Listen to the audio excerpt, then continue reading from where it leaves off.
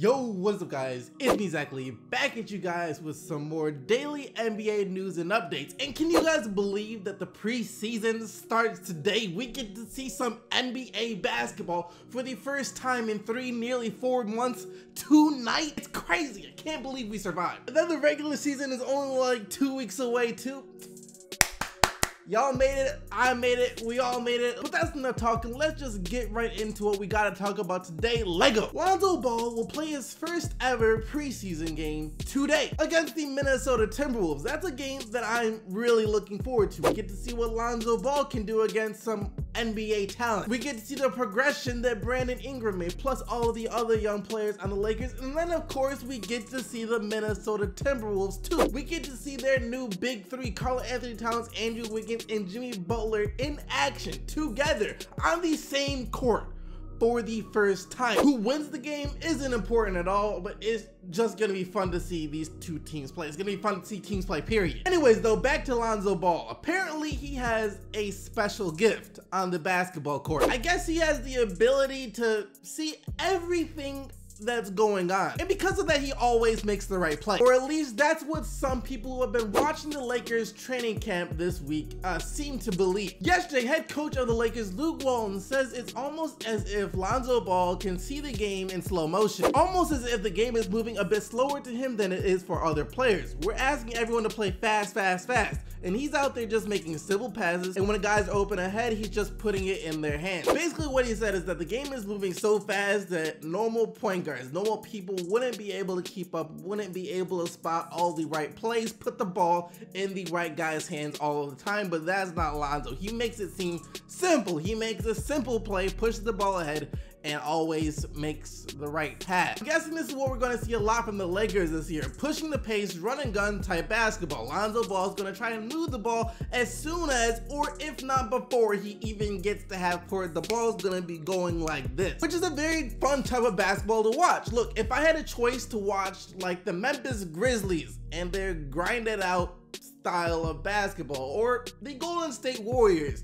and their fast-paced basketball, or now the Los Angeles Lakers too, and the fast-paced basketball it looks like they're going to be playing, I'm going to watch the Lakers or the Warriors every single time. No offense to Grizzlies fans, but it's just much more fun for me to watch the fast-paced game. So that's Lonzo's supposedly gift, which is cool. I can't wait to see if he really can pass the ball like people say, if he can make plays, if he's out there getting dimes, push the tempo. Just a great playmaker for the Lakers. But I talked about the Golden State Warriors for a second there when I was talking about how fast-paced they play, which is a good segment to lead me over to LeVar Ball's prophecy of the day. Today, LeVar Ball's prophecy is that the Lakers will make it to the Western Conference Finals, beat the Golden State Warriors, and then win the NBA title this year. I got a vision for this year. The Lakers are gonna win them 50 games, and they're gonna get in the playoffs. And the story's gonna be for LA is Steve Kerr versus Luke Walton.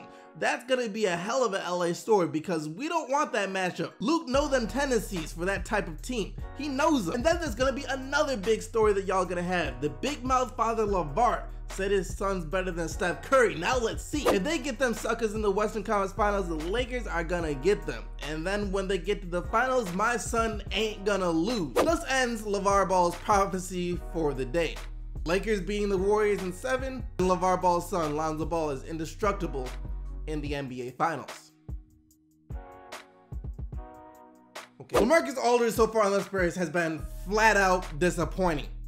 No other way to put it. He just hasn't been up to snuff. When they first signed him a couple of years ago, we all thought that he could be the replacement, sort of, to Tim Duncan, since Tim Duncan was at the tail end of his career. But it was pretty obvious as soon as LA got to San Antonio that Duncan's shoes were just too big for Aldridge to fill. He hasn't been nearly the same player he was in Portland, and he just doesn't look like he's a good fit in the San Antonio Spurs offense. However, he plans to change that this year. LaMarcus Aldridge wants to get back to the elite player, the all-star level player that he used to be when he was one of the best big men in the NBA without a question. Quote, LaMarcus Aldridge said he wants to be an all-star again this season, said there's no reason why he can't be one of the top 10 to 15 guys in the NBA. LaMarcus Aldridge, a top 10 or 15 NBA player. I'm having a little bit of trouble seeing that happen. Not saying that he can't have a bounce back year and play better than he had been like the past 2 years, because he can definitely do that for sure. But to become a top 10 to 15 guy in the NBA,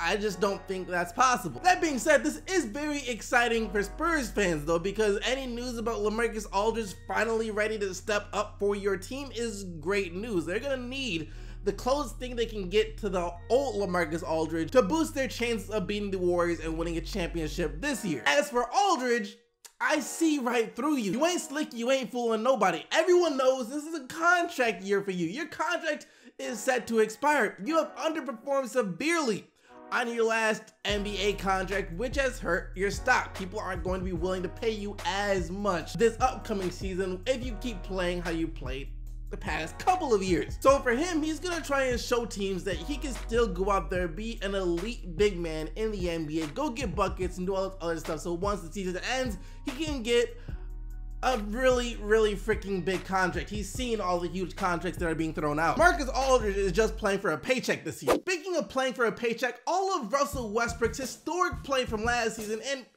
a really good play from previous seasons too has finally just paid off, as he just signed the largest contract in NBA history. 5 years, $205 million. Previously, that was a record I believe held by Steph Curry, who had signed a 5 years, $201 million contract earlier this summer. This might have just been the best day in Thunder history for Thunder fans. Not only were all the ridiculous rumors of Russell Westbrook going to LA to team up with Paul George and LeBron James next summer put to rest for good, but it's also because Russell Westbrook chose to sign this contract on Kevin Durant's birthday. You heard that right, on Kevin Durant's birthday. Russell Westbrook signed the biggest contract in NBA history. Some people think that it's just a coincidence, but I'm not one of those people, because the Thunder had offered Russell Westbrook this contract almost as soon as the offseason started, but he wasn't sure if he wanted to re-sign, so he took his time,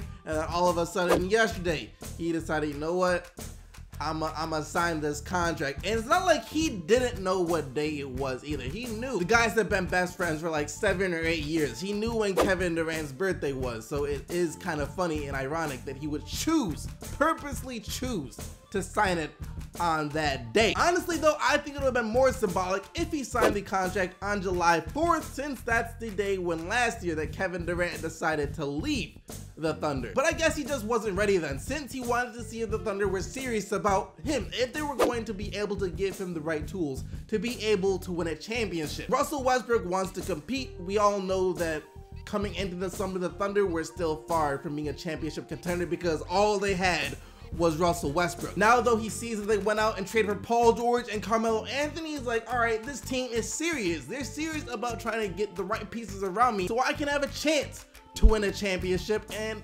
that's what made him finally ink the deal. It is still funny though that he still chose to do it on Kevin Durant's birthday. And this whole Russell Westbrook signing is just a great thing for the Thunder in general, because now it also shows Paul George that Russell Westbrook is coming back. He knows if he signs with the Thunder that he'll be able to play with Russell Westbrook for the foreseeable future for at least the next 5 years. And then same thing for Carmelo Anthony. Carmelo Anthony, I believe, can opt out of his contract at the end of this season, but now that he knows Russell Westbrook is coming back, he'll be more inclined to stay too. The three of them are already really close friends off the court, so now that they know Russell Westbrook is committed, the likeliness of Paul George and Carmelo Anthony staying long term just went through the roof, which is terrible news for any Lakers fans out there, because it's starting to look less and less like Paul George would actually leave the Thunder to go to LA. By the way, I said that Kevin Durant's birthday was yesterday. Happy birthday to you, KD. Hope you had a good one, and hope you saved me a slice of that cake. Look at this cake. It looks freaking amazing. I'm not gonna lie, I wouldn't even want to eat that. I just have to find some way to preserve it so I could just look at it all the time.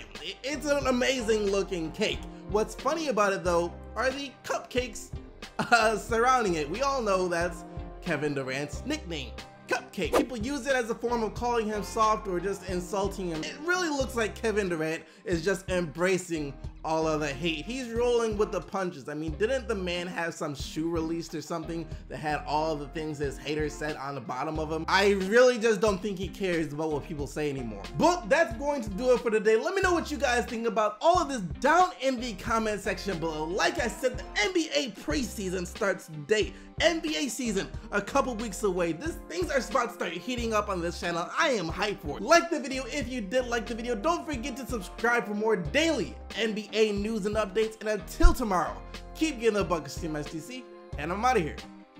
Peace.